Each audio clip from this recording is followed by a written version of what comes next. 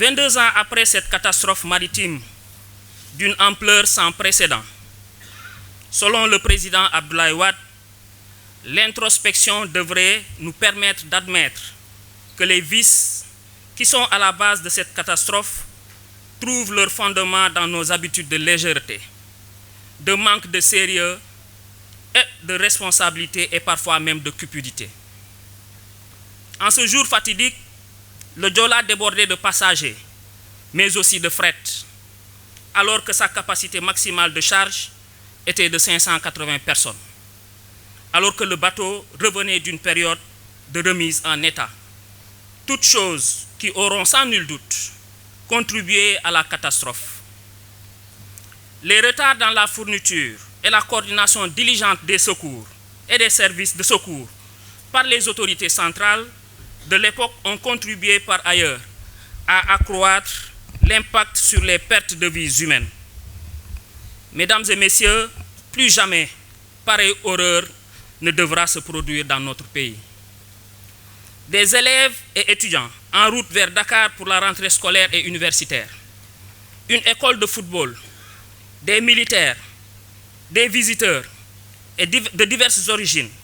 des commerçants et commerçantes qui approvisionnaient le marché de la ville de Dakar en produits de la Casamance étaient à bord pour ce voyage inachevé. Ces élèves, étudiants, commerçants, militaires et autres représentent le fer de lance du développement économique et social de la commune de Ziguinchor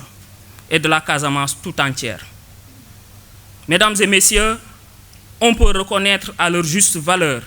les efforts consentis par les autorités publiques du Sénégal à travers des initiatives telles que l'indemnisation des parents des victimes, la prise en charge des orphelins, l'aménagement des cimetières de Mbao, Saint-Lazare et de Kantène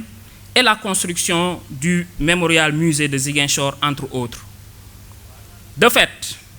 plusieurs centaines de parents et pupilles de la nation ayant atteint la majorité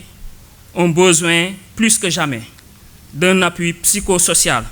d'une orientation et d'une insertion socio-professionnelle. Aussi, et certainement, que des efforts supplémentaires demeurent nécessaires. Je puis vous assurer,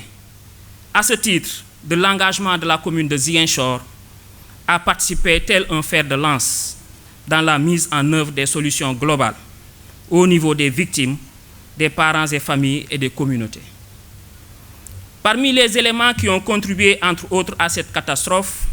il faut rappeler le non-respect des normes standards de sécurité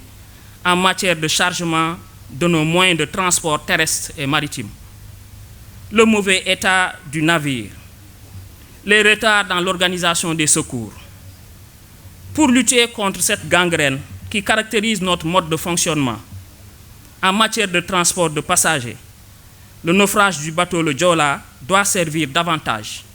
de mobile pour une transformation valeureuse des comportements de notre société en éliminant, entre autres, le manque de respect des lois et règlements, le manque de respect des meilleurs standards et procédures dans l'exécution de nos attributions, la cupidité et la corruption, l'irresponsabilité et le népotisme, le manque de proactivité, d'anticipation et de professionnalisme. C'est la raison pour laquelle je crois fermement que cette catastrophe qui a coûté malheureusement la vie de nos concitoyens devrait contribuer au renforcement de notre héritage national. Au-delà d'une fonction historique, le mémorial musée du bateau le Joola à Ziguinchor, les cimetières des naufragés, la place du souvenir du naufragé du bateau le Joola à Dakar doivent constituer une part fondatrice de notre héritage national en nous rappelant ce qu'il faut faire ou ce qu'il ne faut pas faire face au bien commun et à la fourniture de services aux citoyens. La journée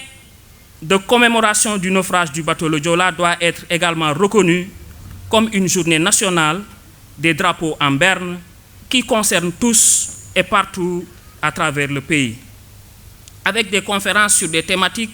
en rapport avec les questions de sécurité et de sûreté. Ce faisant, cette catastrophe participera à la consolidation des valeurs partagées, à la construction d'une culture commune d'une culture conforme aux valeurs du Jubal Jubanti dans le Sénégal d'aujourd'hui et pour les générations futures. Mesdames et messieurs, j'ai bon espoir que le nouveau gouvernement, loin de la politique politicienne, se mettant toujours dans une posture de satisfaction des besoins de la population, saura prendre les meilleures décisions d'accompagnement des rescapés et des familles de victimes. Je vous remercie de votre aimable attention.